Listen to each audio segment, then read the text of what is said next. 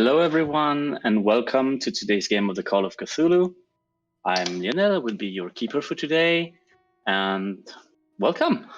Without further ado, let's jump to some introductions over there. Let's start with Jacqui. Thank you for that one, Lena.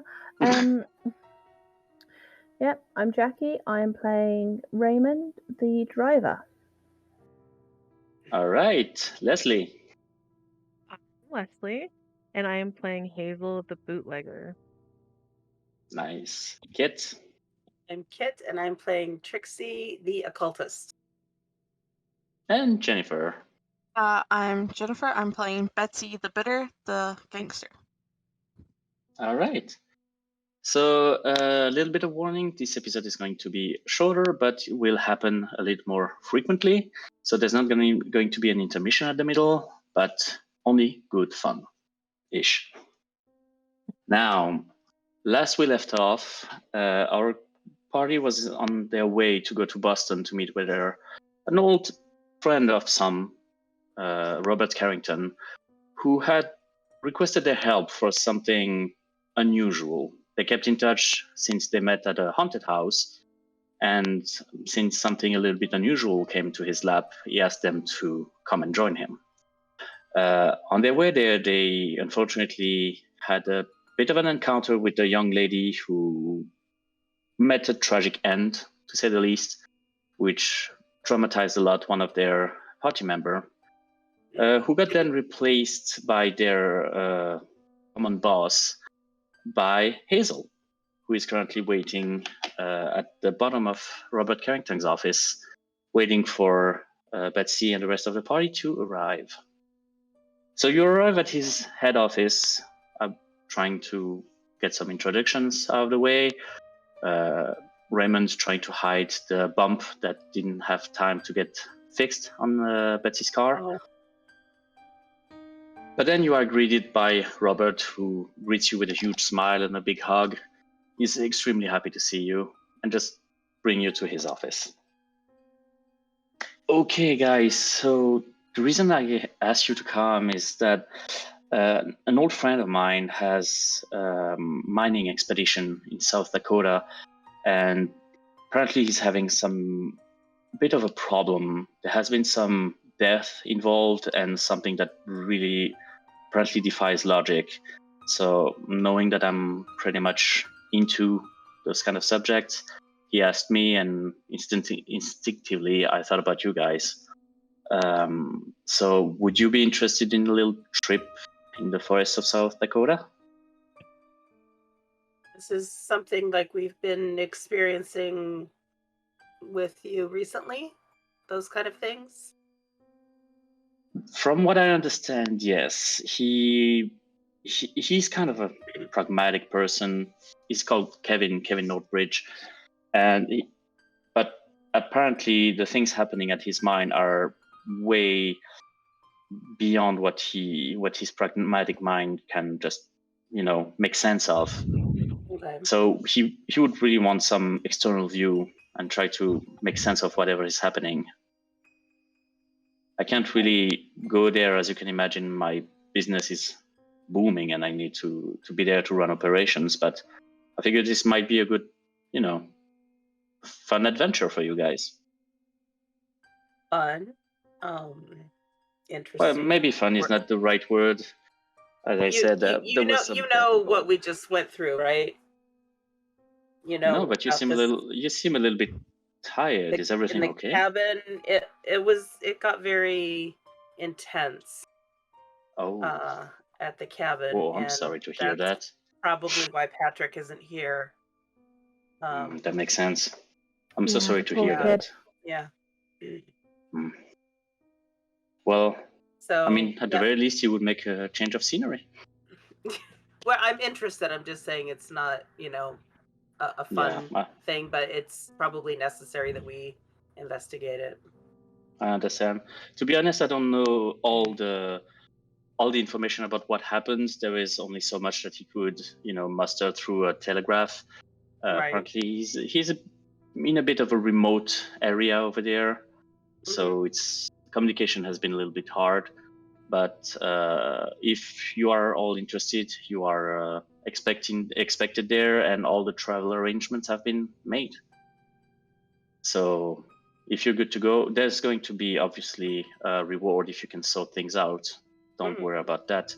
I made sure of that, but he already cleared that with his head office, the NWI, and everything should be pretty good. So if you're good to go, then tomorrow evening there's going to be a train that's going to take you to South Dakota through Chicago. Don't ask me why. I do not understand the train system, but yeah. So, well, thanks for coming on such short notice, especially considering what happened on the way. So, until the date of your departure, is there some stuff that you would like to either research, buy, preparation for the trip? What would you like to do? Do we know the name of the mine? Yes, this is the mine of Windy Point in South Dakota, which is roughly 2 hours away from Rapid City. Is there any like microfiche or old make a library newspapers? use roll? Everyone who would like to make some research about that can make a library use roll. Okay. You know my library is like 70, right? 88. Those dice go in the garbage. And this is how it is for me. You did manage to find some information about South Dakota, that's it. It is a state in America. To me. What about... I rolled a 99. Okay. See? You discovered that South Dakota is in the US. What about you, Hazel? Fail. Fail, okay. Raymond? Save them all? Yep, fail. Okay, you have Can't absolutely figure out no what idea. library is between us. Yeah. You have no idea about that mine or whatever is happening there, or the place itself. You don't know. Can I try So, again? You can tell me how you would improve your search. I would ask whoever is working in the library to help us find books that would be about what we're looking for. Okay, so that's a push roll. So if you fail, there's going to be some consequences about that. Great. Maybe I shouldn't have done it. Maybe I should have had Trixie do it. Dog. Okay, 19, and my library use is 20. Wow. All right. You got lucky on this one. Okay, so you do manage to find some information about the mine itself and the head office. So the mine is owned by the NWI, which is the New World Incorporated, which is a firm, very large multinational firm, whose primary interests are mining, petroleum, shipbuilding, and technological research. They're huge. Their headquarters is in Chicago. The mining operation started about 8 months ago, and you did find with that role that there are several active mining expeditions going on for a gold, lead, and pitch blend. Gold and That's what? pretty much what you pitch blend. Sounds like you can make a science. You can make a science roll if you would like to know more about that. Either general science or geology with bonus die, if you would have. The real Which I question assume none is, of you have. does Jennifer really know what it is? Jennifer doesn't know, but Jennifer doesn't care about mining. Jennifer is igneous petrology, so Jennifer doesn't know. All right. So does someone want to roll science for that, or we good? No, my science is 1, so I'm not even going to try. Yeah, my science is astronomy, so I don't think that's going to help. Okay. All right. So, is there something you would like to purchase before the trip? Some preparation. I'm assuming when we talk to, I forgot his name. We have Robert. Thank you. I'll write that down because I need to now. Like, we have someplace to stay and all of that. We don't need like tents or anything. No. Everything would be provided over there. And I imagine they have, flashlights and appropriate gear for us to explore whatever areas that we need to. That would make sense. Okay.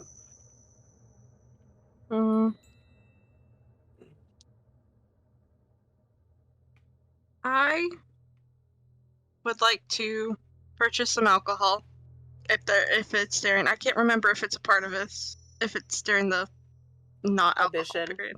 Yeah, thank you. Yeah, we are doing prohibition, but given the fact that you are from a criminal background, you would know the right people to buy it from. We literally have a bootlegger with us. True. So what kind of alcohol would you like to purchase, or like to get your hands on? Would it be some wine, or would it be some, whiskey? Is there something specific? Nothing specific. Just know that it's a good bargaining chip if I need it. So, okay. So how much are you looking for? How many of them? A bottle or two. Not a bottle lot. Or two? Yeah, easy enough. I would go with you. Just saying, just for research purposes, of course. Okay. Yeah. So with the two of you together, it's not a real difficulty for you guys to find that alcohol. You do manage to get 2 bottles of whiskey for $4. It's probably not going to be the best whiskey you've ever had, but they are at your disposal. You might need to hide them somewhat. People are a bit, touchy about that, but I mean, this is Hazel's job. Like, she would know how to do that. I think there was somewhere in the car already. Did we establish that? Yeah, our last guy, he hid some in the car. Yeah, so yeah, that's what I thought. Remember if he actually ever told us. Maybe you know what, Betsy, make a luck roll, please. On here. Oh, okay. Never mind. I figured it out. 17. 17, which is? What's your luck? Is it under 64? Your luck value? Okay, yeah, all good. 64. Okay, so yeah, without any issue, you don't even have to buy the bottles of alcohol. In his state of mind, Patrick kind of left without his shipment. So within the car, you would still have something to, like negotiate with. Right. However, keep in mind that transportation to the mining expedition is not going to be done by car. First of all, because it's a very long distance that your car may or may not be able to handle. It's still the 1920s. They're still a little bit, That doesn't prevent. Yeah. I would also make sure I could find someplace safe to, leave my car. Okay. Can you make a persuade roll? I can do that. I'm going to use some luck points to drop that down to a success. Okay. So I was actually about to say, I was going to make an offer to Betsy that maybe whilst we're not using the car, we could probably find a garage so I can get that dent fixed up for you. You want to pay for it? I damaged it. Yeah, I'll pay for it. I mean, technically, you didn't damage it. A woman damaged it, but I was the one in charge of your precious car. I'll pay for it. Okay, we'll take it to a mechanic then to get the dent taken out of it. Okay. So you will get an invoice later on, Raymond, but the garage owner just mentioned that it might not be that much, but he's going to try to make it as shiny as possible to make sure that you don't get into any trouble with your boss. So all good on that front. All right.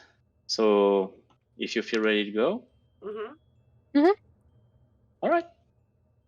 So you take the train. Let me just check something. Yeah. You take the train on October 12th, 1927, for those who are wondering about the year. Travel takes roughly 2 days. It's a very long travel, but thankfully enough, the seating arrangement made sure that you are in very comfortable seats, very comfortable train. The travel itself is very, boring and desperately depressing. I mean, you go through endless vistas of gray, eroded hills, and there's just like sparse, pale grass here and there, but it is vast, it is silent, it is an empty place. Very depressing. But eventually, your train arrives at Rapid City, where you are being greeted by a young man, early 20s, in a pretty nice suit, that's holding a little sign saying Carrington on it, which I assume is for you guys. As you come out of the train, you are pretty much the only ones who get out of the train at that point. This city seems to have been forgotten by civilization. There is no pavement on the road, it's just dirt roads everywhere. It seems like horses are still the best way to reach that point. You really feel out of time at this place.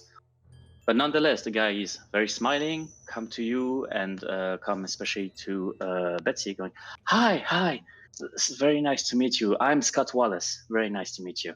I'm the Windy Point's resident geologist.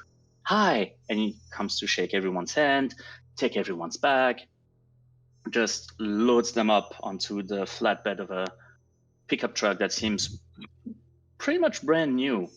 It has the logo of the NWI on the side, which seems to represent some sort of lion or something. You just seen it as you were researching the company. You didn't find much, but you did remember the logo. There's only 2 seats on the front, so the rest of you guys, I'm sorry, are going to have to go onto the back of the truck. So who would like to drive in front with me? I think Trixie should take the front. Yeah, I'm fine with you ladies going up front. Hazel, front, back? Just as soon ride a horse. Either way is fine. Okay. So, Betsy, you end up in the front since you seem to, have been taking the reins here. So, Betsy and Trixie are in the front. Okay. You start driving for roads that are in very, very bad condition. And along the way, Scott is extremely friendly. He's just like talking nonstop about, how the place is like probably not the most, not the most scenic, but there's a lot of potential here. At some point, he even points like at the mountain, like, can you believe that some idiot is going to carve some president's head on that? That's ridiculous. It will never catch on. Completely ridiculous. I know. Why would he do that? It's a beautiful mountain. I know. That makes absolutely no sense. Anywho, he takes time during the whole travel to just, take in who you are, talk about everything, everything you do, everything you are. Is there some subject you would like to, abort while you are there? So do you know what's going on in the mine? Do you know what the trouble seems to be? As you say that, his face kind of darkens a bit. Oh, it's been a rough few months. Basically, the mine has been open for 8 months, and there has been as many deaths already. Most of them by suicide. It was very grim. Oh yeah, that seems very unusual. Yeah, this is probably why Kevin Norbridge contacted you guys. He cleared it with the head office, who probably did not want to make a fuss out of everything that was happening. He's probably not, not very good for business. But yeah, no, this is very grim, and he seems to have trouble, remembering all that. He's not remembering it, but it seems to be hard on him. He seems to be taking it very much too hard. Yeah. He seems to have seen some shit, Yeah. I mean, the 6 new miners have fallen ill since then, and we are getting very worried right now.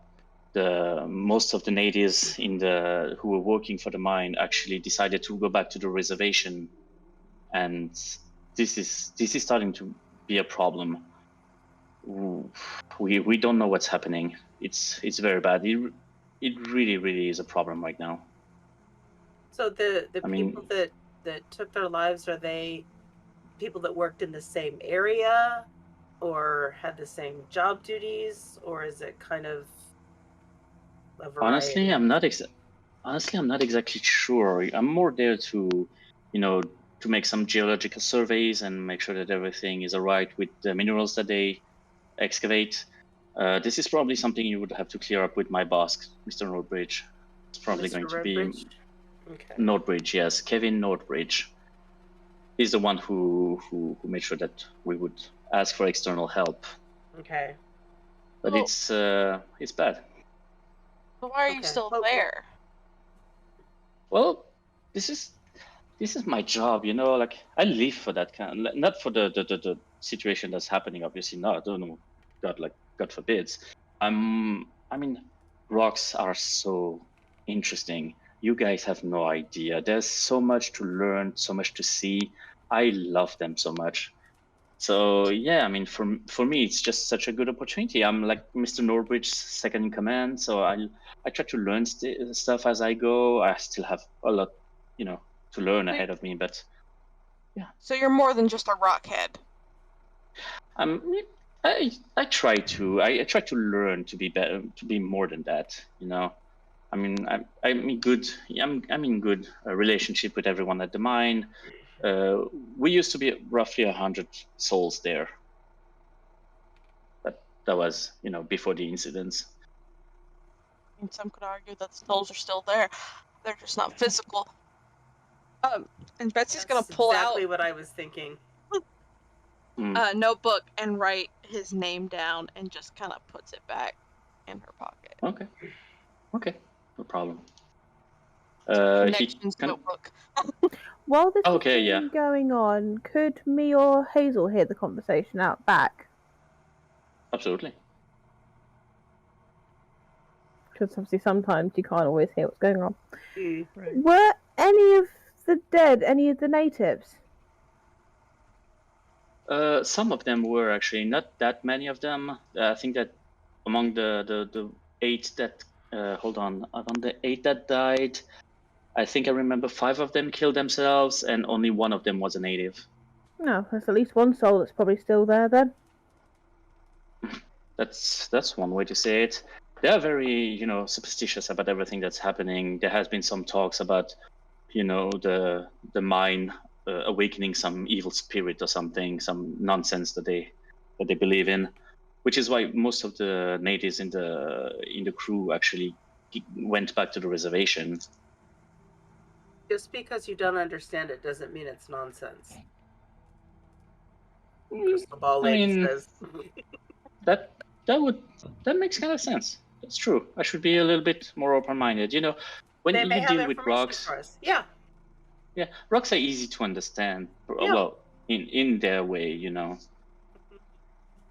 They all look the same to me. I don't understand how they're different. Yeah, especially here, right? And he looks next to you, like around the window. While you're driving, you pass by the city of Haywood, which is not really a city. It's more of a town. It's basically just a few housings, and from then on, he leaves the main road and starts to go straight to the forest. Could everyone do a spot hidden check, please? Yep, I'm doing great for me. I'll move on to different dice. Ooh. Where is that? Is a success. Oh, yeah. To write that just down. for Ray as well. That is a... I don't remember what that's called. An extreme success? Extreme success for me. Put a check mark by that, Leslie, okay. so you know. Thank you, because I will... Oh, yeah. Yep. Watching you. Okay. So, Hazel and Betsy, while you're driving around and you kind of let your eyes wander outside, you do notice on one of the hills up there, you see the shape of a group of people that seem to be kind of watching you and then disappeared. And a few kilometers later, you see the same kind of group of people a bit further. You cannot really make out their details.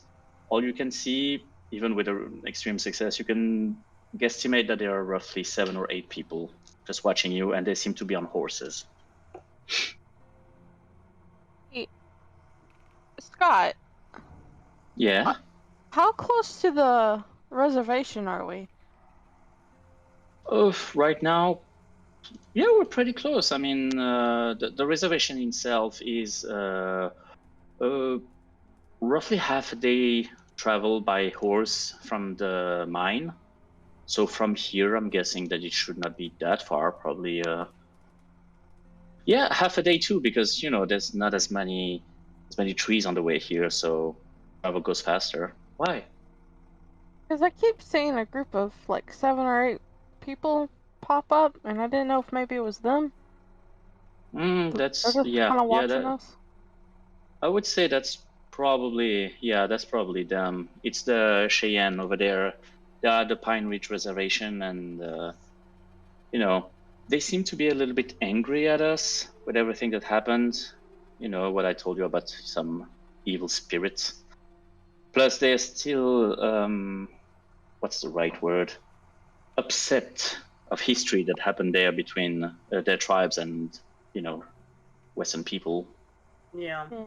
It's a bit of a complicated history, so that's probably why you saw them. Don't mind them.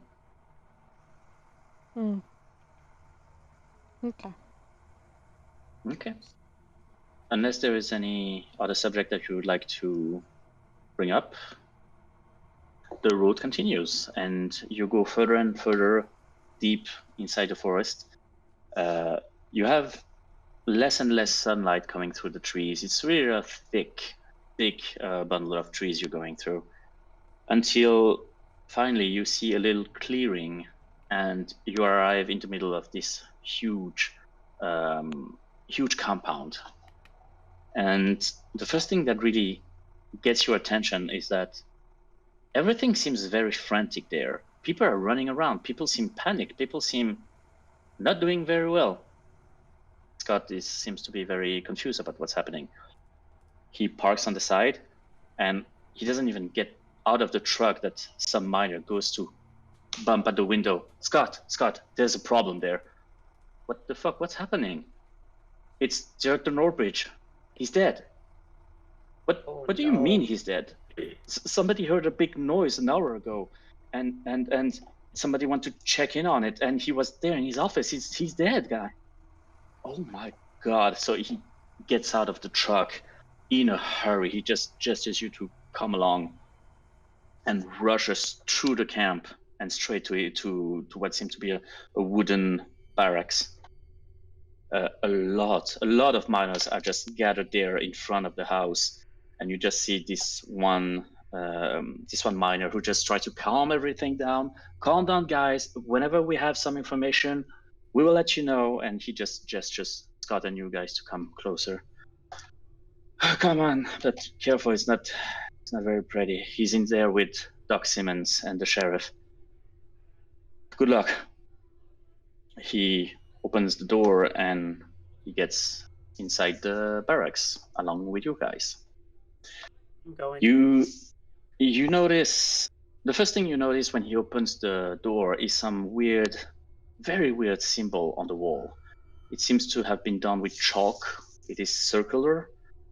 There seem to be some geometric patterns on it and some inscriptions. For some reason, the sight of it kind of bothers you. I would like all of you to make a sanity roll, please. Boy.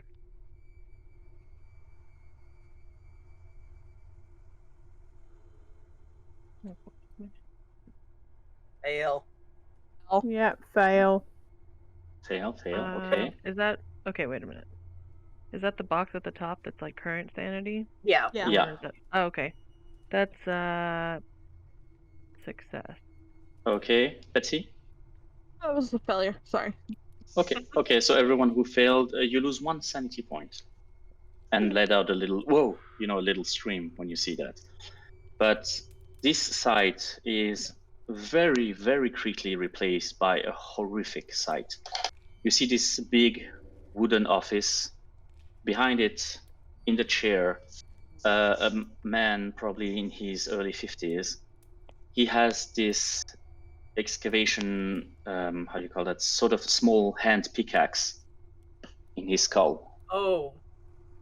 He is currently, face down on the office. Some blood has poured all over the different kind of paperwork. You see 2 guys standing next to him.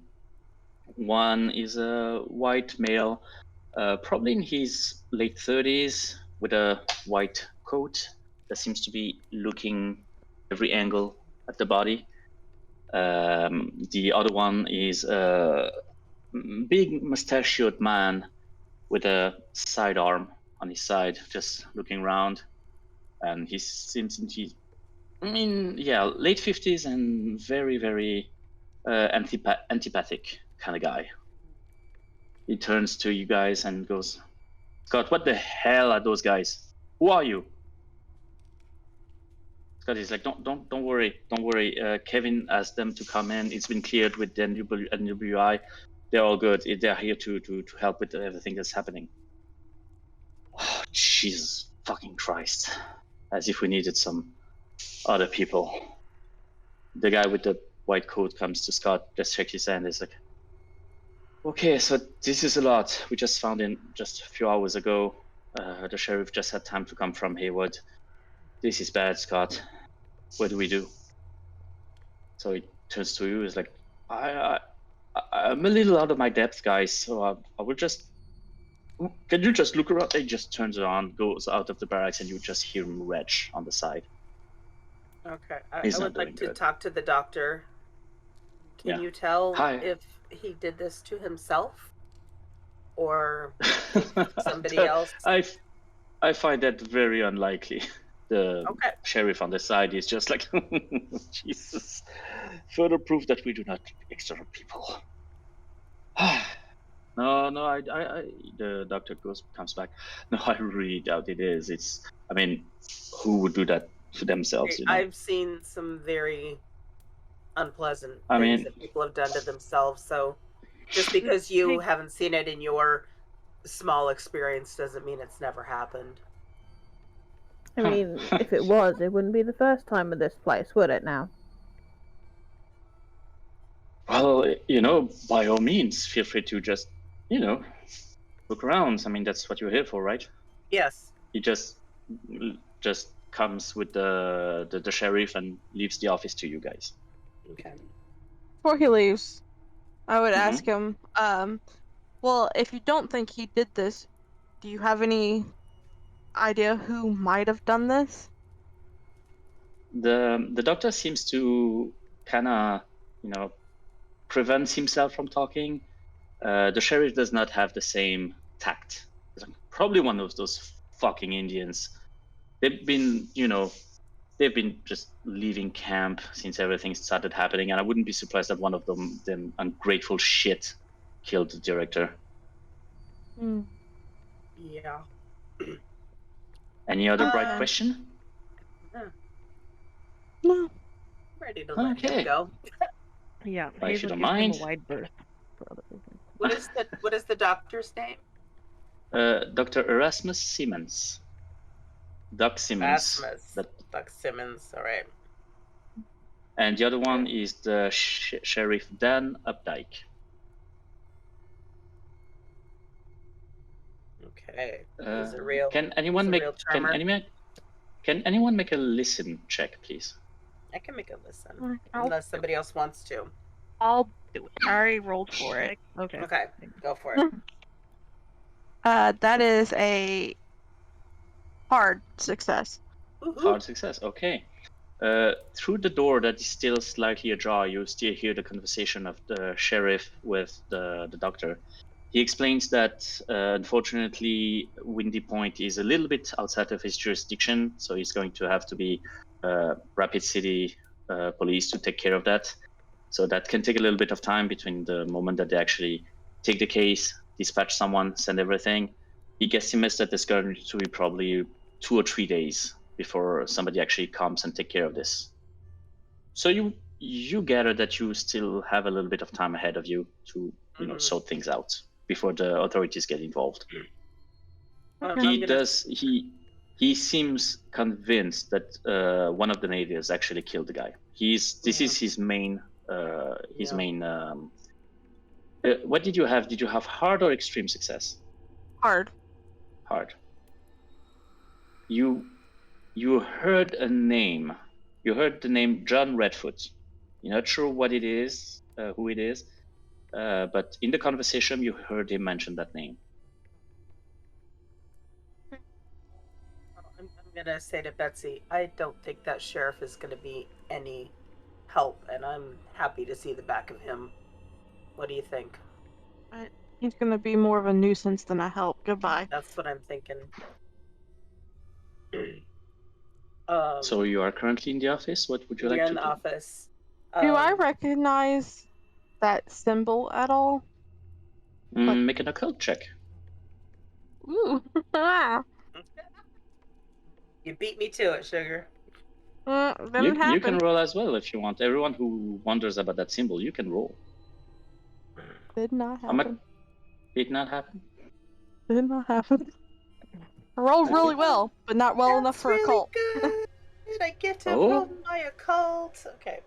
Hard success. Who are you? Hard success. Okay. Somebody clip this because this is one of the first time that she managed her occult check. So well done. That's somebody else. An imposter. Actually knows occult stuff.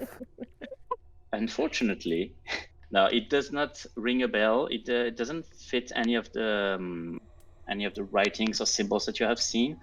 You do gather that the inscriptions seem to be a language, but they are not. What can I say?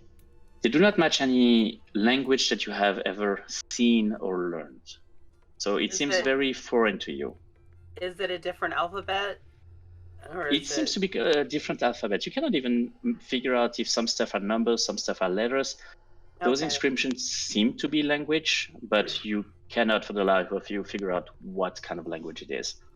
We might try to make a contact among the native people and see if they recognize. Maybe we could write it down so they don't actually have to come in here and see. So I'm going to try to write down in my notebook. Okay. Could you... writing down an occult symbol. That's so smart of me. That's going to be a weird one, but could you do an arts check? Oh, no. Arts and craft, I think you have that. You know, I'm me, so I took some stuff in art. Of course you did. Nice. Right? That's a no. Cry.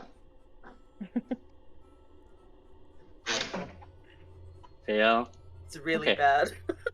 Well, I mean, you can recognize it somewhat. So if you show someone, you can say, no, that line is a little bit crooked, but it's usually like that and stuff. You have seen that symbol right now. Can I write just what we think is the language down? And maybe not the whole symbol? Yeah, okay. So you would, I would also need arts roll on this one. I was going to say I was going to help, and I've actually got a critical success on actually helping. Oh, okay. So yeah, I think again, Raymond bizarrely has arts and crafts ability. That's awesome. Okay. So it's weirdly enough, yeah. I rolled a 2. Oh. And I got a 3. Wow. Okay. Well, Trixie, you don't feel really good about those people succeeding so much. You seem to be surrounded by artistic people. That feels very bad to you. But, I mean, grouping all your resources together, you do manage to have a pretty good representation of the symbol. So all is good. Work. I just want to check the desk, whatever they're. Okay. Yeah, been go for it. thing. First of all, everyone who's going to go near the body, I would like all of you to make a sanity roll, another one, because this is a very gruesome scene. Yeah. We need to roll under, correct? Under your sanity, yes. That's a fail. And is there hard or It's a fail. Okay. whatever? what Yeah, this one Ray do? fumbled. Okay. I had just a success. Success. Okay. Do we do What about hard you, success Raymond? and extreme success on these? Yeah, for sanity, it's just either you succeed or not. It's not. Okay, then I succeed. There's no real level for sanity. Raymond, how did you do? He really, really failed. Really failed. Okay. So everyone who failed, you lose 2 points of sanity, and you seem extremely uncomfortable, which kind of makes sense. So everyone looking at the desk, you can do a spot hidden, or even if you just look around the office looking for stuff, you can do a spot hidden check. Okay. Wow, I'm not changing these dice whatsoever. No, these guys hate me now. Ray I failed. got extreme Okay. success. Yes. Extreme Regular. success on Hazel. Okay. Green as well. Okay. Wow. Okay. So what you do find, you find the bit of chalk that has been used to draw the symbol on the wall. That is just like laying on the ground next to the symbol. On the desk itself, you see under his head quite a few paperwork that have been drenched in blood. You could try to pick them up if you would want, but that's going to require a dexterity check because it's going to be hard to remove them without tearing them. Does anyone have a good deck? I don't know what good would be. Before you actually move the crime scene with 2 extreme successes, you do find a few interesting things here. First of all, you do notice that on Director Norbridge's finger, there is some chalk residue. Okay. You also try to see how deep the pickaxe is, and with that level of success, I would say that you do notice that something doesn't really add up. Like, first of all, the desk itself is pretty deep, so since the guy is currently sitting behind his desk, the person would have had to come all the way through the desk and hit him with him. You also notice that the angle that the pickaxe is inside the skull seems a bit off, because if someone would have hit him, it would have been way more on the top, or the angle would have been way higher. I mean, from everything you see, it seems to lead to the conclusion that he did that to himself. But that you would know that this would have required an enormous amount of strength and, I mean, Determination. insanity. Yeah. Determination. Yeah. That's what I was afraid of. Yeah, and quite a bad state of mind to want to put a pickaxe in your own head. Hazel will just take out her flask and take a little drink. Yeah. Did we open the is there any like drawers or anything around? Yeah, there are many of them, yes. I would like to say I looked in some of those. Okay. In those drawers, you have a lot of extremely boring paperwork. Mostly about exporting their whatever they mined. You see that lead is not really the most that they are digging right now. It's really just the pitch blende that seems to be the one thing that they dig the most here, which you still don't really know what it is. But that was my next question. Is there anything that explains what it is? Probably not. This might probably be a question for the geologists. But I don't see anything that seems out of place. Out of place? No. I mean, you have been around your share of business people. and from what you've seen, everything seems to be, I mean, except from the guy with the pickaxe in his head, everything seems to be a pretty normal director's office. You know, the paperwork seems to be in order. He seems to be like quite an organized guy, and he has some files for each client and some business expenses about gas for the trucks. You see that apparently there's quite a lot of material here on the compound, but that's pretty much all you see right now. Does anyone try to remove the papers? Yeah. Oh, sorry. Are there any,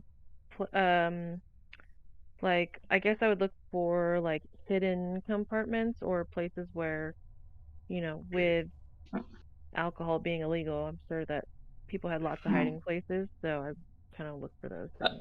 With an extreme success, you know for sure that there's no hidden compartment. This is one of the first things you would have looked for in the desk. It's a very regular desk.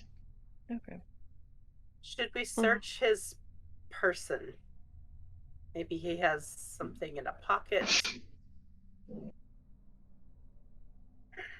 It's kind of creeping me out, but we might get a clue. Yeah. I can search him if you guys want me to. I can help. Yeah. I could do it either. Yeah, either way. Is that a we spot don't hidden have for that? You want us to roll a new check? For his In body? that case, it's going to be a spot hidden. Okay. Woo!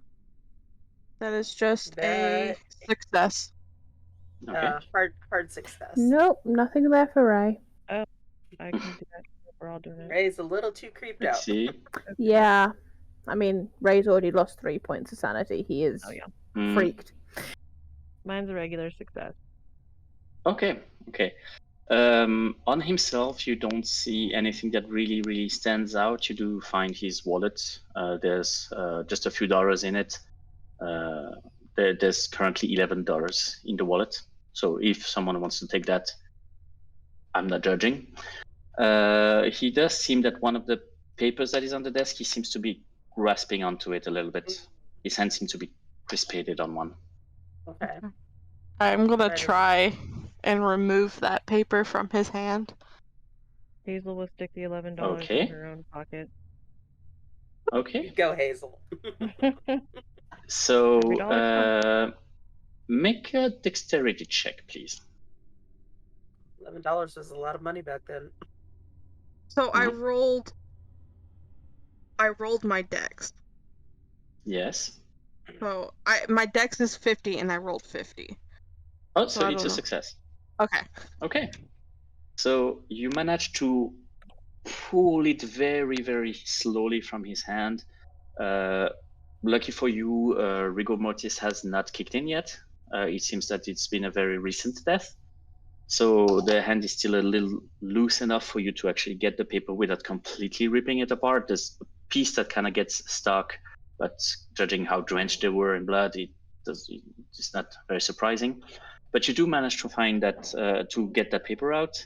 And from what you can see, it seems to be some sort of accounting report. That's probably going to need a little bit of examining. From a gameplay perspective, you would need to have a success in accounting plus 6 hours of examination of that paper, if you would like to get something out of it, just so you know. But in the meantime, you can keep the paper with you or just like hide it, whichever you feel. Fold it up, put it in my thing. Okay. At this point, Scott enters the room. He seems very pale. Okay, I'm so sorry about that, guys. So, oh Lord. So what did you find? We could probably talk about it outside. Yes, room, yes, Scott. please. Yes, please. Yeah. When he goes out, I'm gonna try and pick Mhm. up the papers underneath him as well. Underneath, okay, yeah. So I'm assuming another dex check. Yeah, probably. Yeah, I'm gonna come around from the other side from Trixie and just like we can go like lead him out because Mhm. yeah. We don't Ray know doesn't want to another be here. Yeah. Mm. That's another success. I'm Another success? Okay. Mhm. Yeah, you pull it out without too many issues. It's always good. So Hold on. he's outside and he just sits down on the stairs. Apparently the quartermaster just managed to push everyone aside and give a little bit of room around the part. Okay, that was a lot. I'm gonna try to distract him and also get some information. Can you tell us what this is? It peach or pitch blend? Peach blend. Peach blend. Yeah. What is that? It's this rock that we use usually to color some industrial glass. It has this material that this scientist found like not too long ago, like uranium. So it's don't worry, it's like in little quantities, so it's definitely not harmful and stuff. But do we know about uranium in 1920? I mean, your average person. You do know it has been discovered. It's been discovered in the late 1800s, like 1896 or something. But the radiation part of it has been discovered just a few years ago, especially because there was, some sort of big drama about a group of women who have been suffering from radiation poisoning. So they only discovered recently that radium poisoning is something that can happen. Okay. But, I didn't know if this was the time for uranium girls or not. But that, it's common knowledge at this point. Yeah, the radium girls have been just a few years prior to that. Okay. Just 3 or 4 years prior to that. Okay. So it's kind of common knowledge, but not enough but according to him, the quantities are just negligible inside peach blend. It's just some sort of, mix of everything. And they usually use this to color some glass. Okay. And talking about those rocks, you gather that it seems to kind of soothe him, like it seems to be really his area of expertise, the stuff that makes him happy, Right. So that seemed to kind of help. Yeah. So that's what I was hoping. He's like, guys, do you mind if I just show you around a little bit? I really need some air, so I could just show you around the let's compound. Get out of here. Yeah, okay. Come on, boy. Show us some cool. So let's switch you guys over to the map. So let's see. You should see here, currently, I will show you exactly where you guys are. You have some numbers here just for reference in case you would like to investigate the camp. You are currently around the little one, the building one, which is where the office of Director Norbridge was. Okay. He walks you around and leads you towards a building called 2A, 2B. These are the housing of the director and the quartermaster. A little bit further to 3, he shows you a little saloon, improvised saloon, where he kind of winks at you very heavily, explaining that, in here, if you want something a little spicier than water, we might have that. But fantastic. Okay. I like a good cup of tea. Yeah, exactly, a cup of tea. He kind of enjoys the. Yeah. He seems to enjoy having a little bit of, respite. As he walks, by the way, some of the miners, they all seem extremely angry and agitated.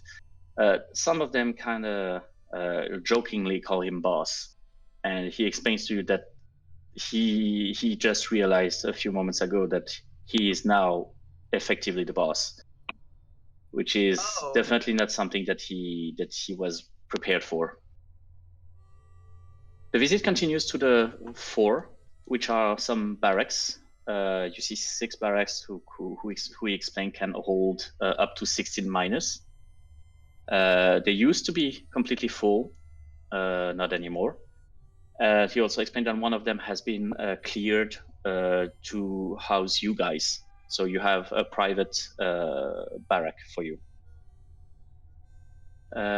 Coming a little bit north, you reach the kitchen and just regular dining area.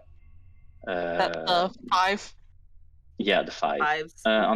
On the side of it, on 5B, there is just housing for the cook.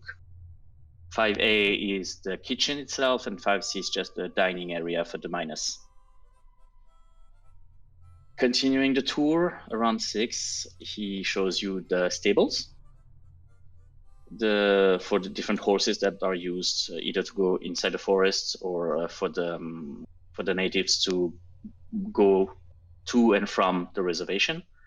He does explain that there is no real road going to the reservation. You really have to go through the forest. 7 is sort of a warehouse where they store everything, like every piece of hardware that they would need for the mines, whether it's tools, explosives, everything is stored in 7. The warehouse is locked with what seems to be a brand new padlock, very shiny, very sturdy. 8 is an open garage for trucks, who are all of them in the same kind of condition as the one that picked you guys up. It seems brand new, state of the art. Apparently NWI did not, cut on prices for the hardware here. And as you kind of continue your way towards the office of the director, you reach 9, and Scott seems to really somber, becomes really dark because it's the infirmary, and 9B is the doctor's office. And in the infirmary, he does explain that there are currently 6 miners who are very, very ill, and he seems to have trouble talking about it. And is that Dr. Simmons who is the on-site doctor? Yes, it is. He's been really a godsend, and we were talking the other day, and from you to me, he took this job because he wanted something, peaceful and quiet. He used to be a town doctor for a while, and he figured, doctor in a mining expedition would be something peaceful, just a few broken bones here and there, and that's it. And yeah, he got his money's worth. He's not happy about it at all. None of us are. What are the people that are ill? What is their symptoms? What is the illness? It is very gruesome. You can. He seems to be very, very struggling to keep the conversation going about that. Would you like us to just go and talk to the doctor so you don't have to? If you don't mind, I really have a lot on my mind right now, and I think I need to just rest up a bit. This is a lot. Absolutely. So don't hesitate to talk to anyone. I cleared out everything with the miners and everything. Everyone knows that you are here to sort things out. So talk to anyone you want. I just need to rest a little bit. I'm so sorry, guys. If we need you again, where would we find you if we need you again? Oh, I will probably be at the quartermaster's housing. I was going to ask where can we find the quartermaster? Is that you? Yeah. Well, effectively now it's me. I did not ask for this. Okay. Well, good luck, you guys. I think I'll probably see you tomorrow because I really need to think this through. Okay. Right now it is roughly, I would say, 3 p.m. So you still have a little bit of time ahead of you to walk around, talk to people, etc. before sundown. Up to you. I would like to see what the people are ill with. What is building 10 and 11? Oh, we didn't get to 10 and 11. Oh yeah, no. Yes. Sorry. Oh yeah, absolutely. I apologize. I got distracted. Yeah. 10 is sort of a little, how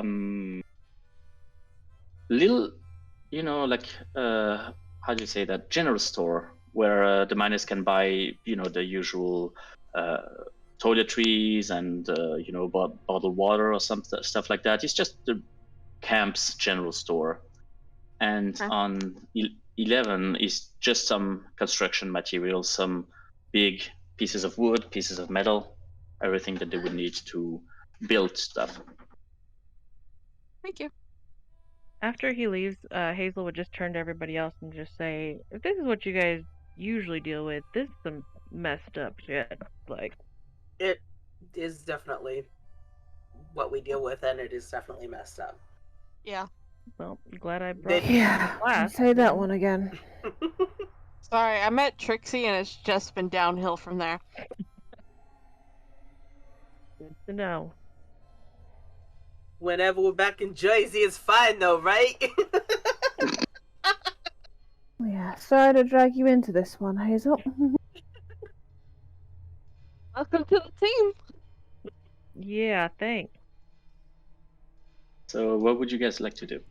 I would like to talk to the doctor and or the people that are ill and see what their symptoms and condition is. Okay, yeah, not a problem. You get in the infirmary, and you instantly feel like there is a huge pressure on you because the atmosphere here is gruesome.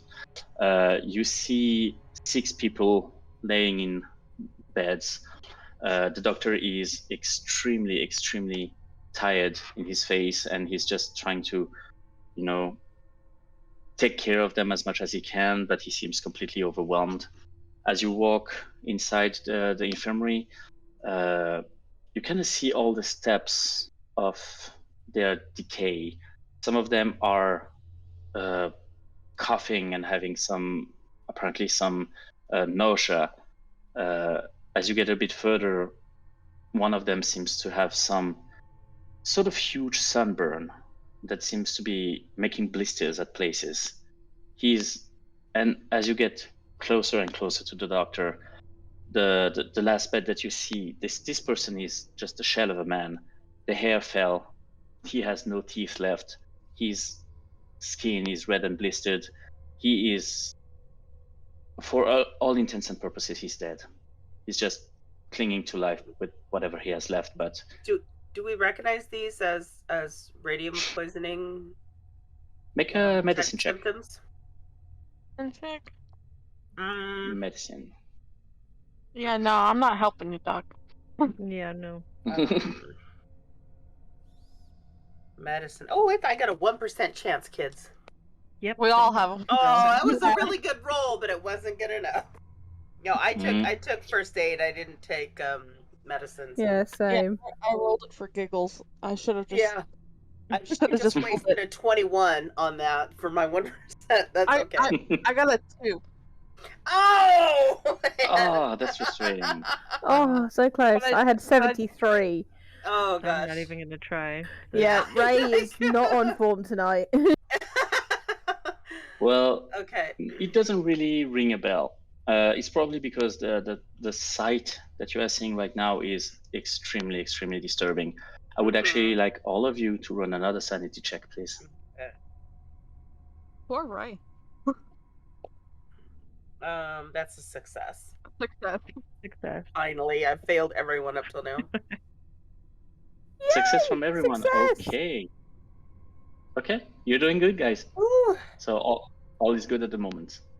So is the doctor busy right now administering to somebody, or is he like at a desk or something?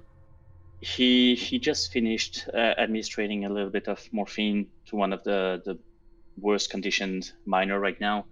He looks at you and I don't think there's much more I can do for him except from easing him in. What is causing this to happen?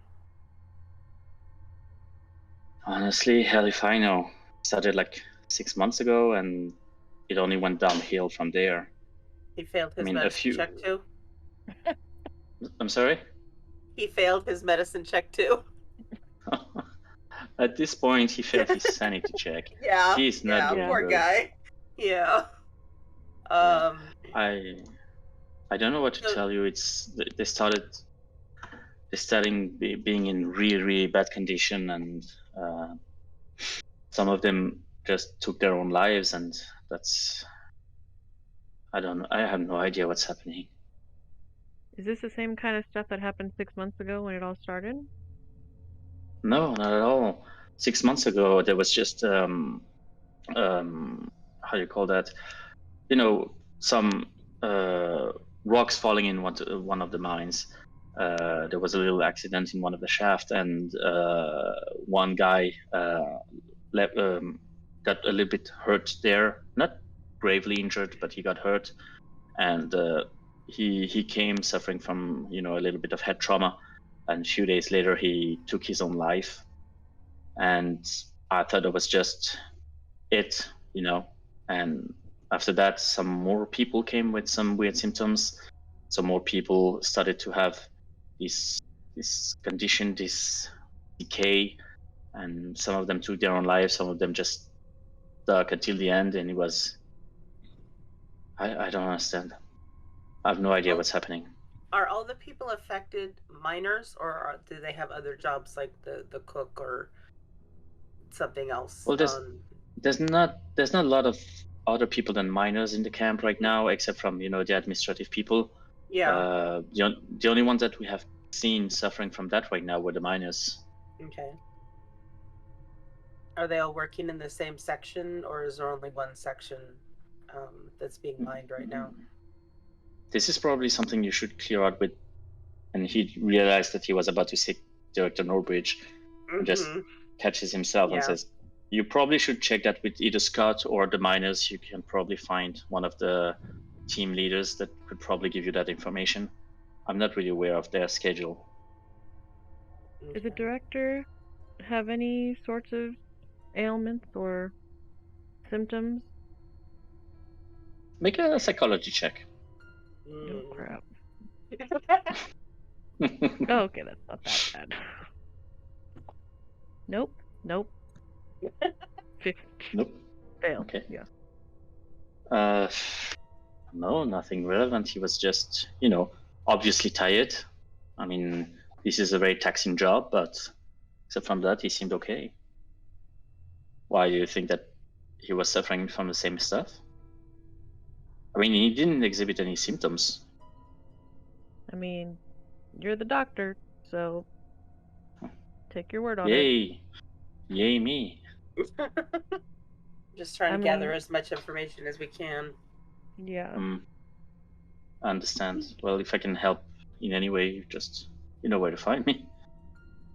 Who found the director? It was Jack Coleman. He's one of the team leaders. Pretty nice guy, sturdy guy, very reliable. He heard the huge scream in the office and went to check if everything was okay, and that's when he found him, just like an hour ago, an hour and a half. You know where he's at right now? Probably around. I will hold on. I will come with you and try to find him. And he leads you outside. He obviously needed some sort of, cigarette break or something, because he needed to get out of this infirmary. He just looks around, try to find someone. Having some tea. Yeah. I was gonna say,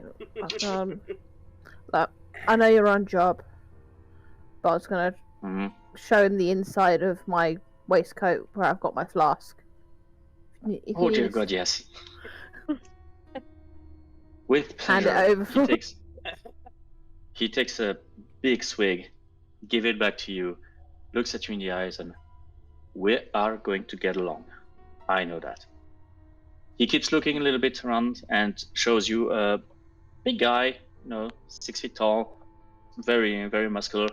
Yep, that's Jack Coleman. Jack, come on over here. And he just, "Hey, Doc, what can I do for you guys?" We heard you were the unfortunate one who found the boss.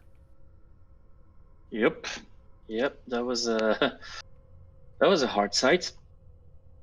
Well, so the way it went, I heard some screaming in his office, and I went to check if everything was okay, and I went, and he was there, dead. I mean, did you see anyone come out? No, not really. I mean, I was not next to the office. I had to come from the barracks, but So it was loud. Oh, it was extremely loud. It was like, it was probably the deepest scream I've ever heard someone do. Was he drinking It was anything? terrifying. Is he drinking anything? Currently? Yeah. Not at all. He seems, very sharp, very energetic, very, he doesn't seem tipsy to you right now. Okay. We can fix that. I was gonna say neither does Hazel, but Yeah, it's been a rough few months, guys. Is there anything I can help you with to sort that shit out? Because that's a lot. Just trying to figure out what happened, but you didn't see anybody go in, and nobody else came from the barracks or anything? Not at all. Did you see what was on the wall in Chalk? Did you see that? Yeah, I mean, I've never seen that before. Is it me or that looked disturbing? Yeah. I did not feel good about that thing. No. I mean, everyone is entitled to their own, arts and craft, but I was not. I did not care for it. Nope, sir. Yeah, I'm with you on that one. That was some strange stuff. Is the mine active right now? Are they working, or did this incident kind of stop things for the day? Well, right now the mine seems to still be somewhat active, although Jack explains to you that since a lot of the miners, first of all the natives that used to work for the mine went back to the reservation, so there's kind of a lack of manpower at the moment, which means that some of the shafts are not exploited at the moment. But for the moment, at the very least, the mining expedition seems to still be on track with as little manpower as they have right now. I noticed that you had a new lock on your storage shed. Have you been having issues keeping things in there, or? Oh, no, that's just like a standard security measure. Everything here is kind of new. We opened less than a year ago. So all of that has been provided by the head office. We just installed everything, and we keep a very tight, organization on who has access to what. I personally am one of the team leaders, which means, and he shows you a little key that he has around his neck, which is I have access to the hardware place, but the miners themselves don't have access to it. It's just, common safety. The director How many of these team leaders are there? There's like 5 of us. So there's what, 5, 6 keys? Yeah, roughly. Plus, obviously, the people on top. Director Norbridge, Scott. Doc doesn't have one. It doesn't really make sense. But everyone, I think that except from like the head ones, it's just us 5. When the suicides happen, Oh, that was rough. The moment you actually say the word suicide, he is very, very like dark. You actually see his eyes water up a little bit. Did you hear screaming like you did earlier when those incidents happened? Some of them screamed, and he seems to be just looking at the ground, like trying to, not show his like current, emotional distress. Some of them screamed. A lot of them came to me saying that they started to have nightmares, that they were feeling nauseous, and it went downhill from that. Just Rob jumped from the fucking building. The other one jumped from a shaft. The other one just put himself on the way of a truck. It was... I'd known these guys. I knew them. None of them had it in themselves to kill themselves. It makes no sense to me. They had people waiting at home. This was the only reason they were working for the mine, to make money for their family. There's no way that they did that on purpose. I don't understand. Were they all working in the same area of the mine, the same shaft, or were they kind of in different areas? The people that we actually checked. And surprisingly, none of them really were from the. Well, some of them were in the same teams, but that doesn't seem to be a very common pattern. There were two of those who killed themselves who were in the shaft that had an accident, shaft A28. But except from that, they're just, spread among all the different mines that we have around camp. And looking around, if you look at the map, you see a few roads going here and there. It's the path that the trucks take to go to the different mines. Okay. So there's like 4 But or yeah, 3? you actually have 2 on north, one on east, one on west, and one on the south that goes back to the civilization per se. Okay. So there's like 4 offshoots to mines. Yeah, pretty much. Okay. He explained that there are currently 6 mines open. The shaft A28, the one that had the accident, has been closed for the moment. Or at the very least, they removed all the equipments because it's since there was, pieces of the cave that collapsed. They kind of, out of superstition or out of safety, you cannot really say, but they didn't try to go back there. Are there any of the Native Americans left in the camp right now? Like, is one of them, did we notice any of them in the infirmary? Make a spot hidden. I would ask, was there anything weird where they like did the incident? Trying to be nice. Like, was there any weird markings or anything? Markings? No, like not at like all. the chalk, yeah. No, this is brand new to me. I mean, I did remember, and he tries to remember who said that. One of the one who killed himself said he has seen something like that somewhere, but I cannot figure out where. I haven't seen it anywhere around the camp. That mentioned. Somebody did mention a weird symbol. I mean, now that you say that, perhaps it was the same kind of thing, but I haven't seen it myself. And since the person who told me is not with us anymore, it's kind of hard for me to, help you more than that. I'm sorry. Could you work in the closed mine? Oh, I'm sorry. What was that? Gone. Was he one of the people who worked in the closed mine? He tries to remember. Give me a second. He just goes away for a second and comes back with a notebook. Yep. He was in that shaft, yep.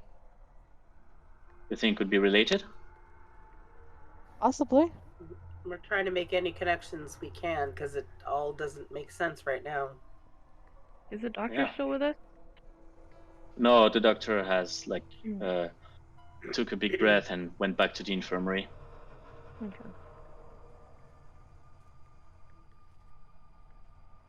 He Jack just continues talking. He says, I mean, if you want tomorrow, we can try to go to that to A28 if you'd like. I mean, it's a bit wobbly and stuff like that, but I mean that's what you're here for, guys.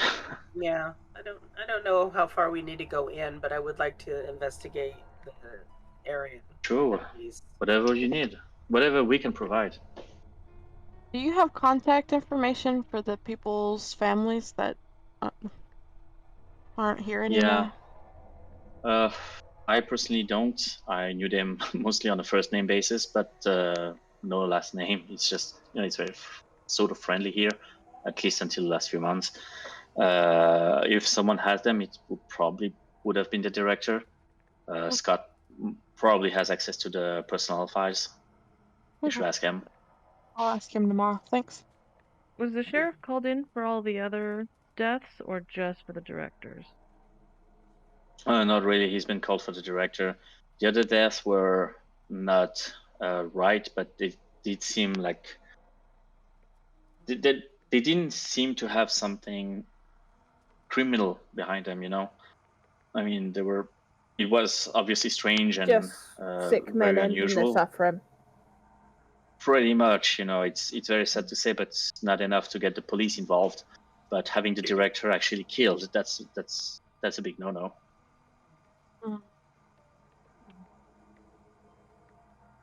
At some point, I would like to investigate his quarters. Who's Jack? The directors. The director? Mm-hmm. Yeah, sure. I mean, follow me. He may have left us some clue. Yeah. Yeah, absolutely. No, not a problem. Come.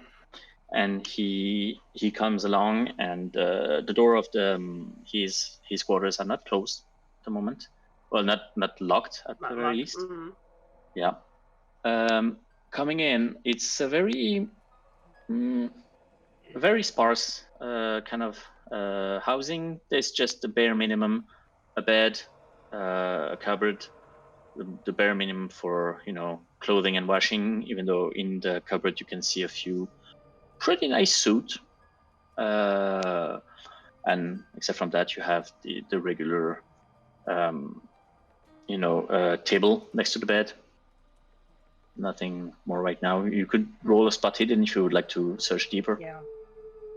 Before Jack would leave, I wanted to ask, just in general, what kind of person was the director, and how did he respond to the natives when they left? He was an asshole. No, I should not speak ill of the dead. I'm sorry. It's there's a lot of pressure right now. No, he had a bit of a rough sense of humor, but honestly, he cared for all of the employees. He was obviously disappointed when the natives gave up on us, because I mean, we kind of all were disappointed in that, because we all thought they were part of the family. You don't spend months and months with 100 men and just not form any bond. But no, he was disheartened by the fact that they left, but he was not angry or aggressive about it. He was just trying to find solutions for us to not overwork ourselves. I would say he was a good boss. Did the natives say anything before they left, or was it just they left kind of thing? No, when problems started to happen, they started talking about some superstitions that they had, some ancient evil that was in the mountain that we would have woken up, that kind of nonsense. And they were very adamant that we as people caused it, and they decided to go back to the reservation. And yeah, they were more spooked and scared than angry or something. They seemed really genuinely terrified. Did they give a name for this evil? Not really. They were. I mean, if they did, they probably said that in Cheyenne, and I'm afraid I don't speak their dialect. Sorry. Is there a way we can contact the tribe? Or a representative of them? Yeah, I mean, I can take you to Pine Ridge if you want. Probably not today, because sun is going to set at some point, but tomorrow or the day after or something, we can definitely go. We take a horse and we go to the reservation. Maybe I mean, I know that Sheriff Updike is not really for that, because, I'm not really interested in what Sheriff Updike has to say. I know, right? He's such a dick. Yeah, exactly. That's a good one. I will keep this one. Thank you for that. But yeah, no, he's not a big friend of those people. That's sad. But yeah, no, I can definitely take you there. It's gonna take a little bit of hiking, even with the horses, it's at the very least 2 or 3 hours. But when in Dakota.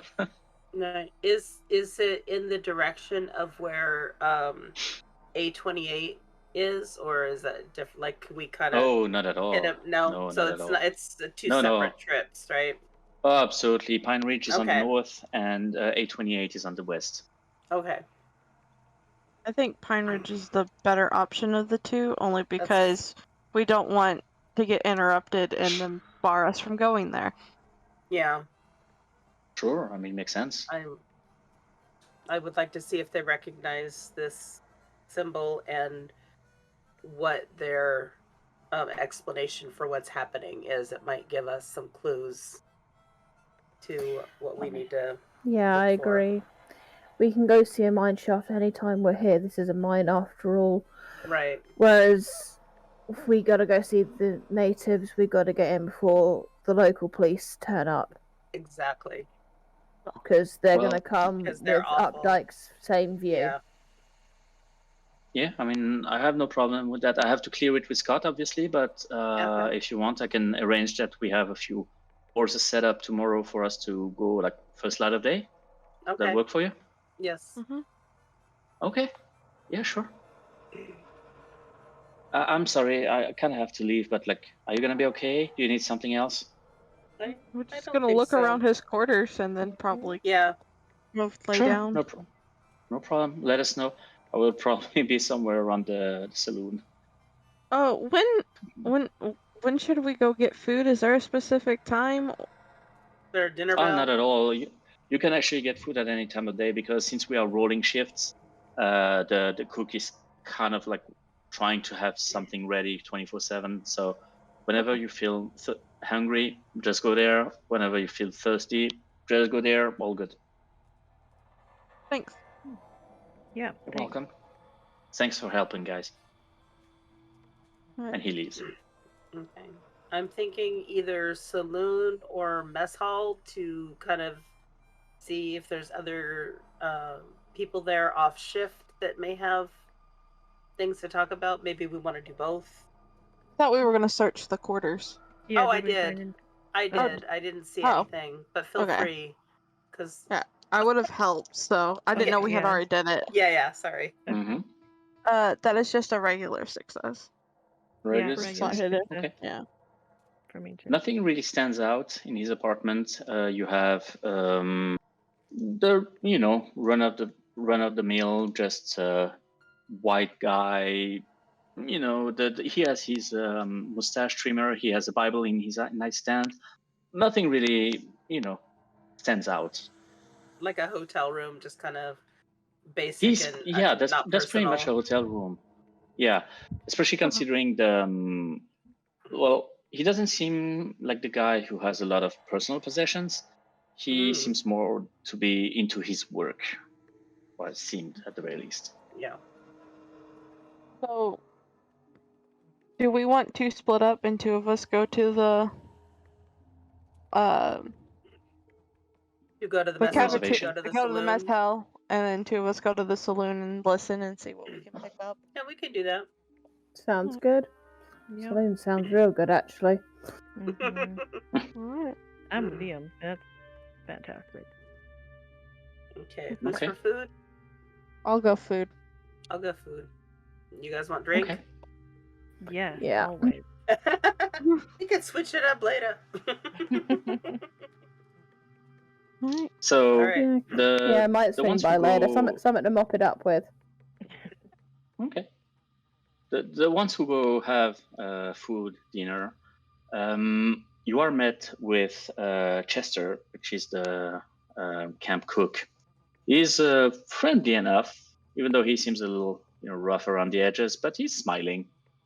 He provides you with some weird assortment of pasta and meatballs. He doesn't it's probably not the best you've ever eaten. You're more city people yourselves, and so it's a little, under what you're used to. But it's eatable. He does the job. Yeah, I mean, considering he has to make food a lot and on a large scale for 100 people, he does the trick. Good enough. Cafeteria food. Yeah, there are other few miners. Yeah, there are a few miners in the mess hall who are kind of looking at you from the side. They don't seem. There doesn't seem to be any animosity toward you, but some mix of worry and confusion. Curiosity. Curiosity, yeah.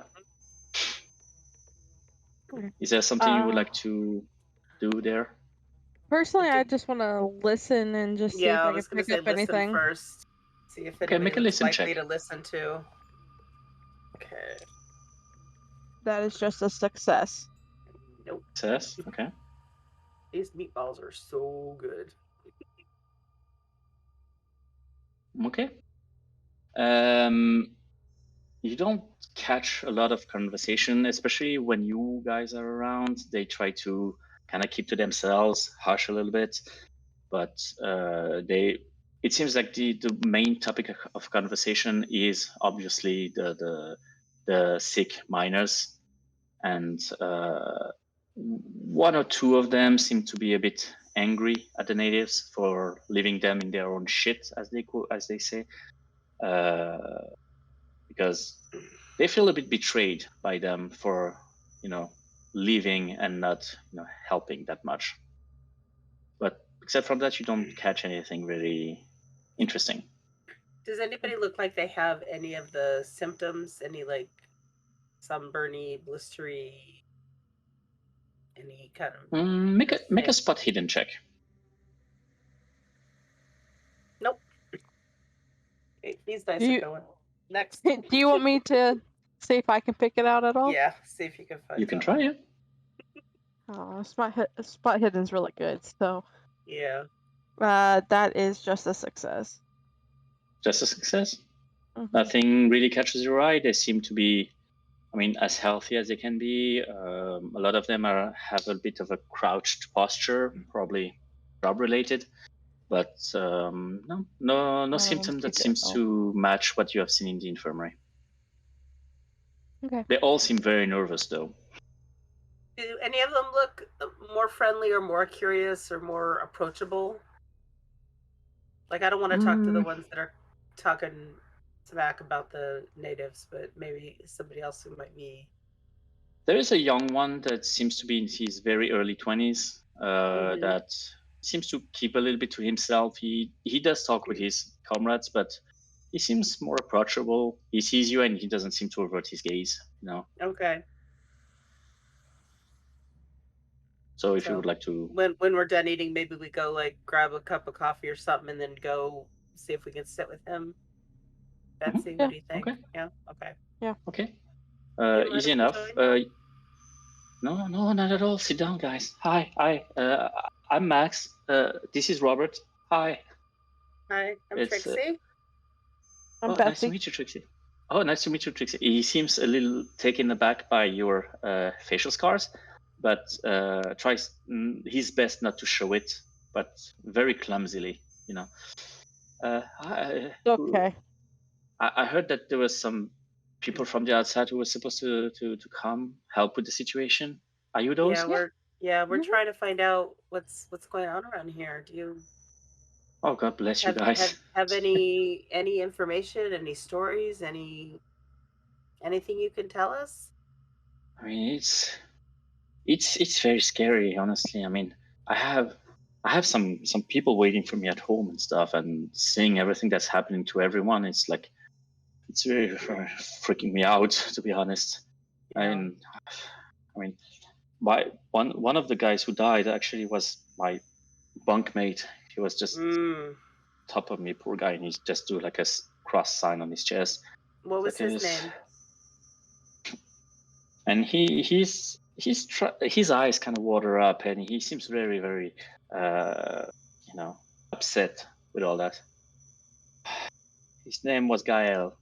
He was not from around here. He was a Hispanic fellow. He was very nice. He had so many stories about, he came from Europe and traveled everywhere and shit. He was a very fun guy, right up till the end. He was a good guy.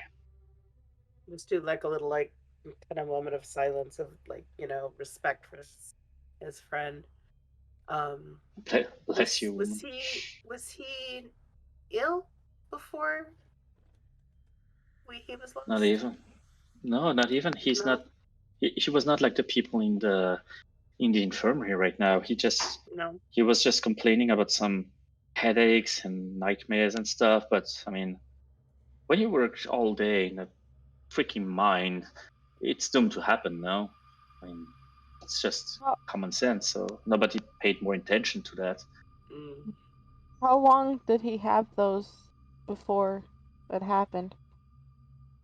He had them for a week, and then all of a sudden all of a sudden he just like, and he's like putting his face in his hand like that, and the Robert next to him just like pats him on the back and just points at the knife on the table and just gestures. Oh. Okay. Yeah. I'm sorry, buddy. It's gonna be okay. You're gonna be okay. Don't worry. And he just continues to pat his back. I'm sorry. It's a bit much. It's not what I signed up for, you know. It's hard. It's hard, but you're gonna find what it is, right? Yep. That's our task. That's what we're doing. Yeah. So it's gonna be good. You see, they're taking care of this. I'm gonna show them my awesome arts and crafts and see if they recognize my lovely drawing of the symbol. He looks at the part of it. Yeah, because it's very disturbing. Yeah. Just He looks at your drawing, the one that you made, and he's like, "Oh, that's nice. You have a drawing from your daughter or something? That's nice. That must be comforting." Yeah, she's 2. Okay, so I have other talents. Sorry, did I say something wrong? I'm sorry. I'm gonna show him mine. Yeah. Oh, I'm so sorry. I apologize. I didn't want to. Okay, let's look at that. No, that does not ring a bell. What is that? Is that like, I don't know. Is that like a painting or something? What is it? It was a symbol that we found on your boss's wall. Oh, that would surprise me very much. He was not an artistic guy. He was, the kind of no-nonsense kind of boss. No, that does not seem like something he would have on his wall. Not at all. You've never seen it in a mine or anything like that?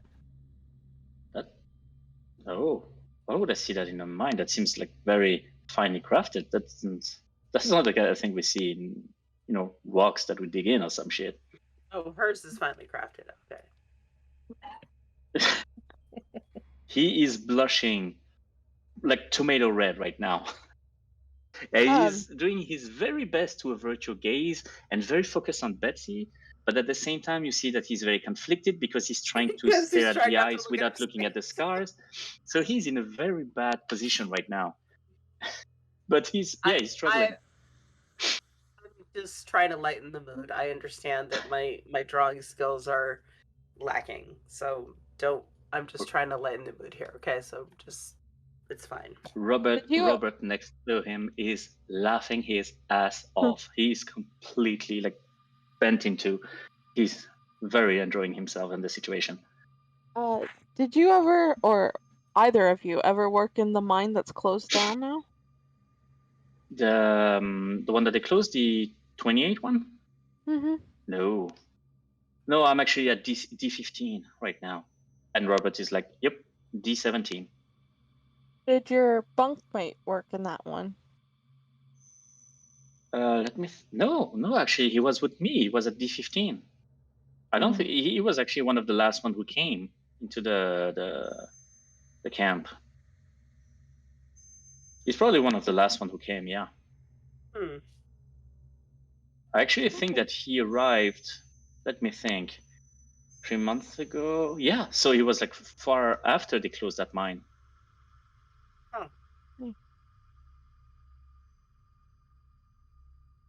I'm sorry, I feel like I'm not very helpful.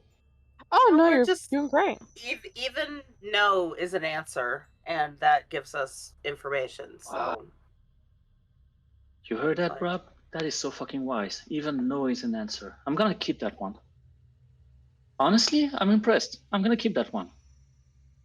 And he seems like actually, pumped up by your words, like, yeah, that makes a lot of sense. The meatballs. Anywho. The dinner continues, and he tries to steer the conversation towards more smaller talk, try to keep things a bit lighter. Yeah, we can you do gather that. that you would not. Yeah, you probably wouldn't gather much from him anymore at this point.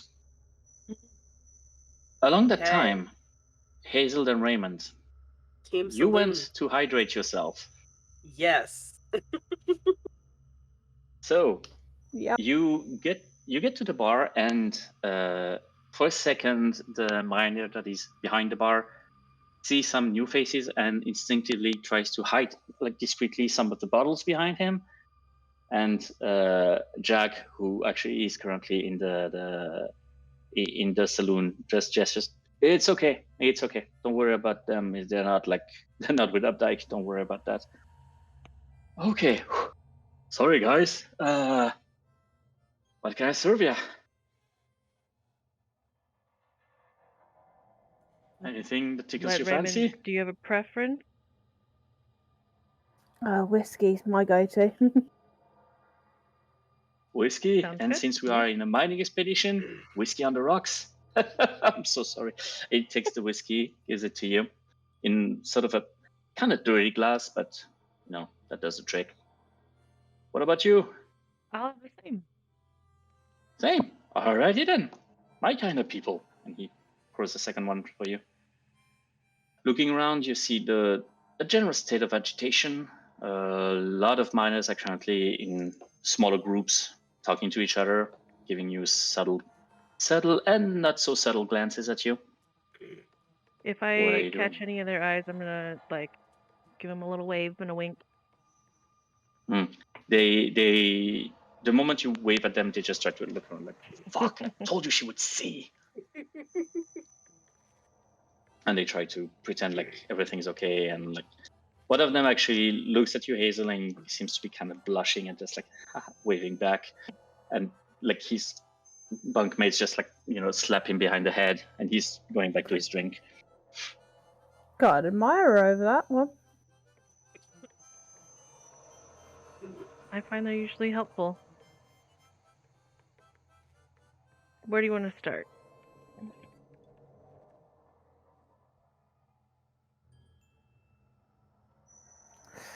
Wow. You got your friendly one over there. He might talk to you, but I don't think many are going to want to talk to me.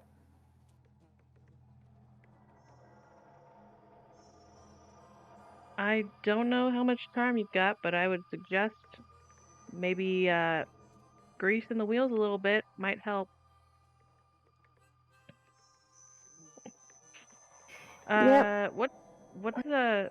I would ask the bartender's bartender's name. He's Bart.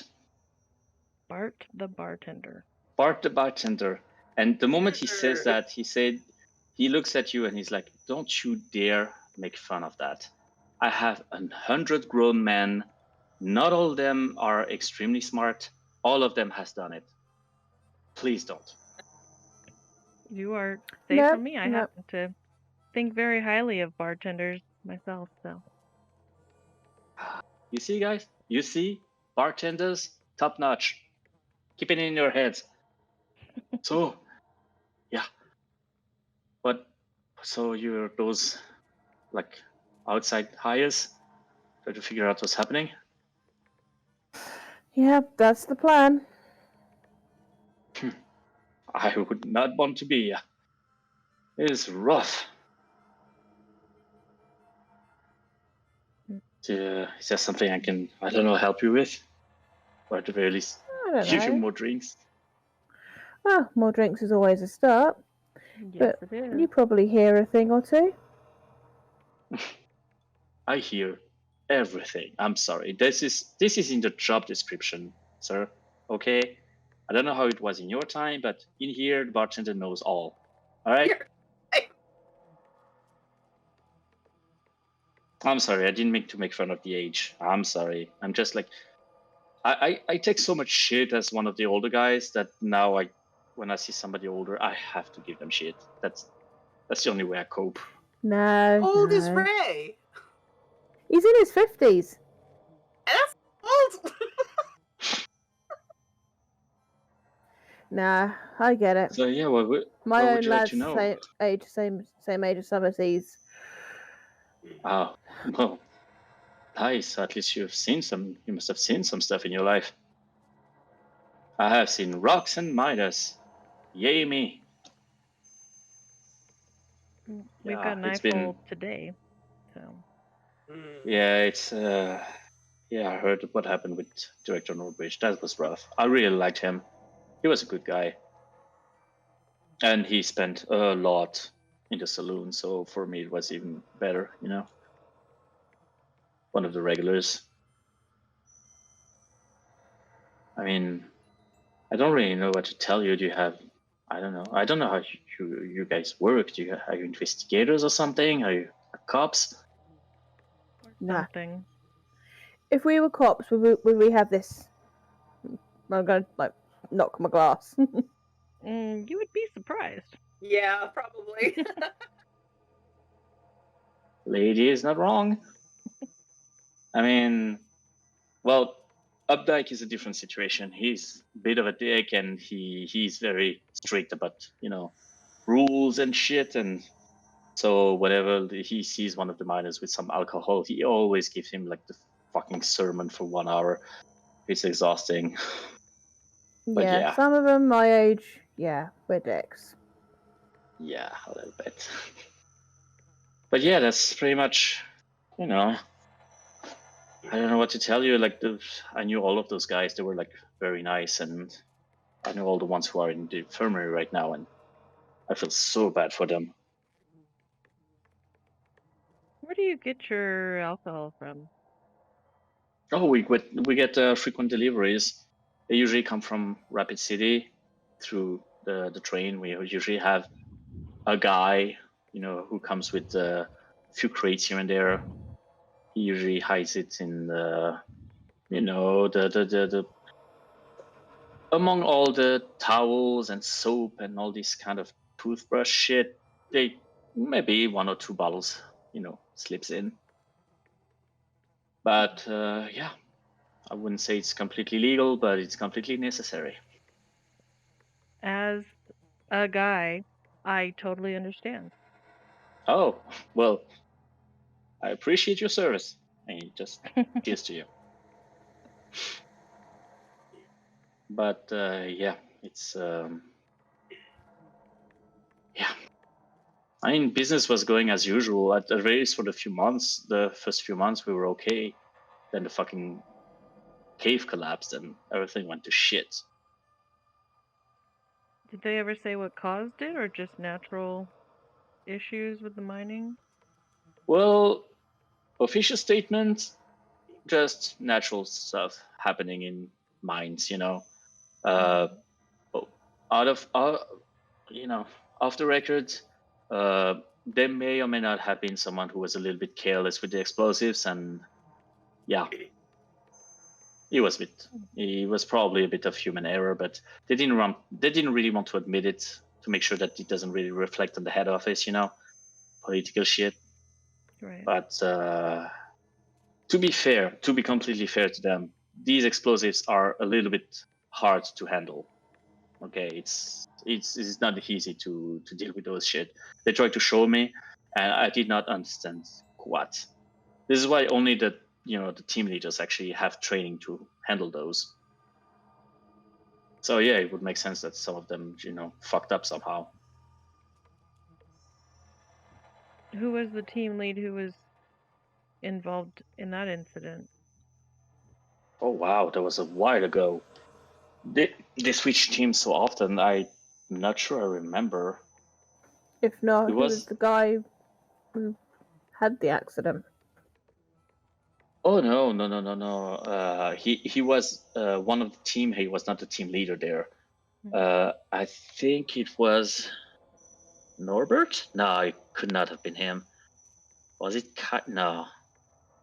Honest to God, I cannot remember.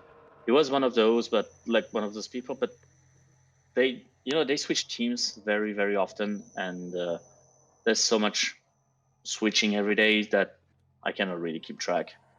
I'm sorry.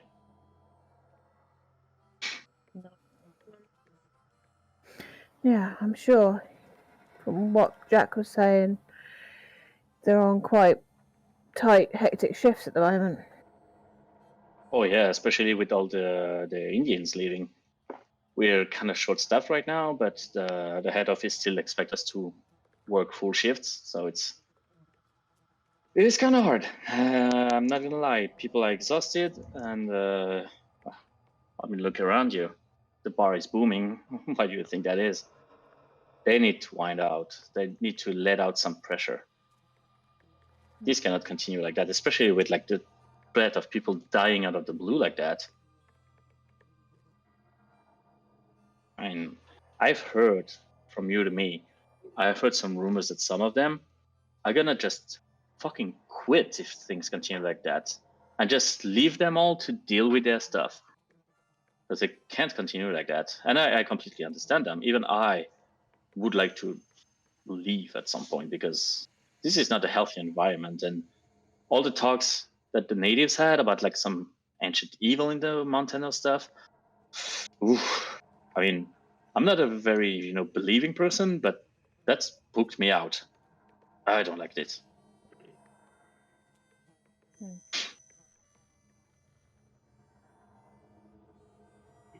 This is pretty much all you managed to gather from him. He just tells you the same kind of information that you have managed to gather inside the camp.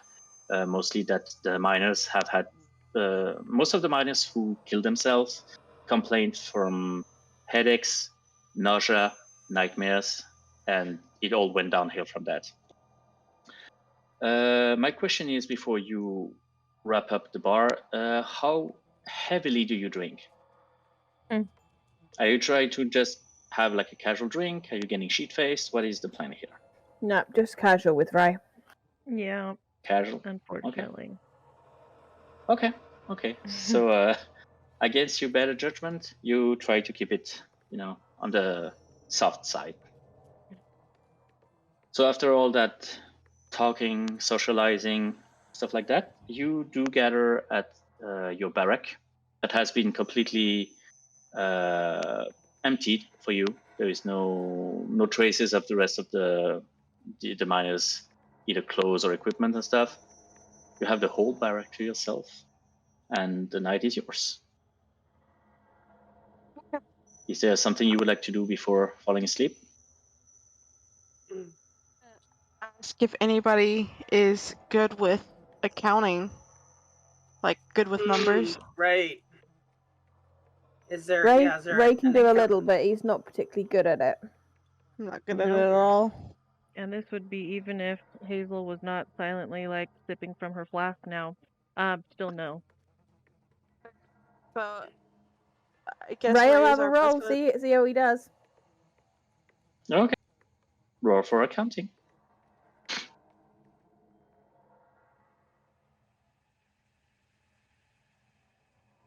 Hard success. No shit. Wow. Okay. I saw your face and you're like, alrighty then. Okay, I can do this one tonight. Okay. Ray didn't drink that much, obviously. He helped. I was already on my way to be condescending and stuff. You really cut the grass under me right now.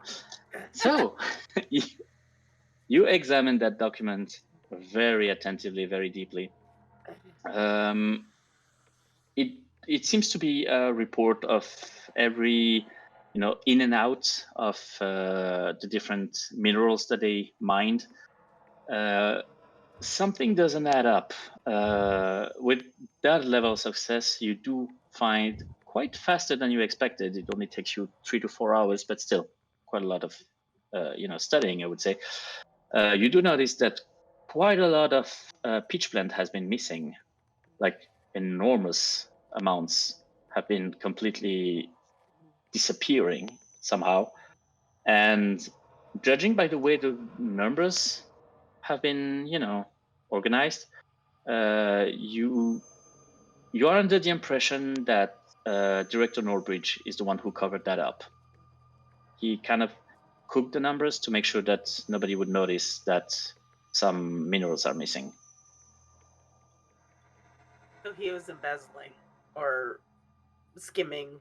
You don't exactly know where they went.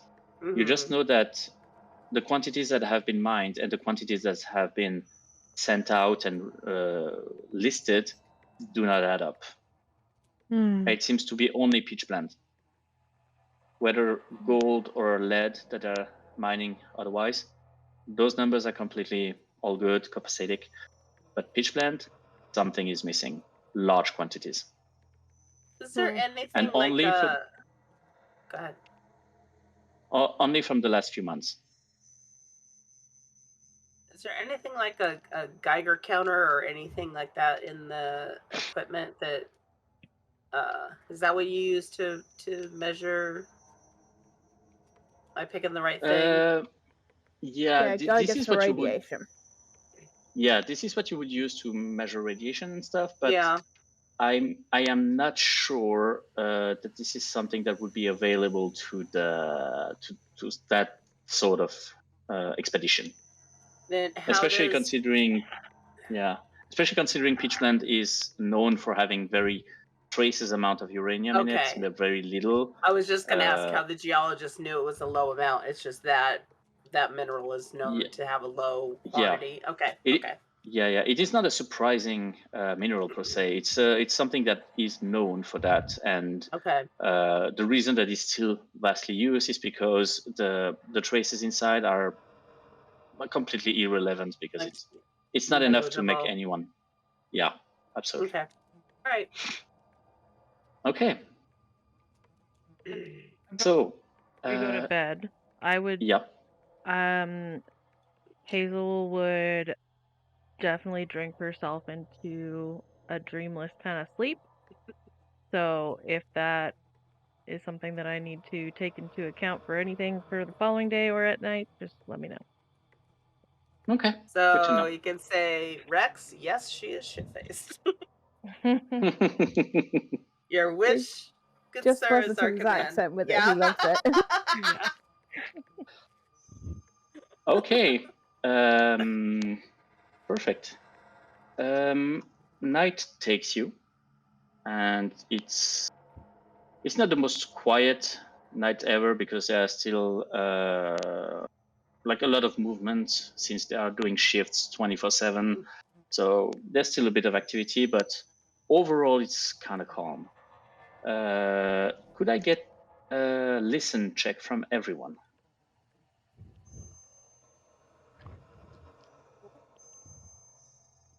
Oh, I rolled a 1. Oh, nice. I failed, which is not surprising. Okay. No, I'm Betsy. sleeping good. Failed. Halfway through the night, you are sleeping like the sleep of the just.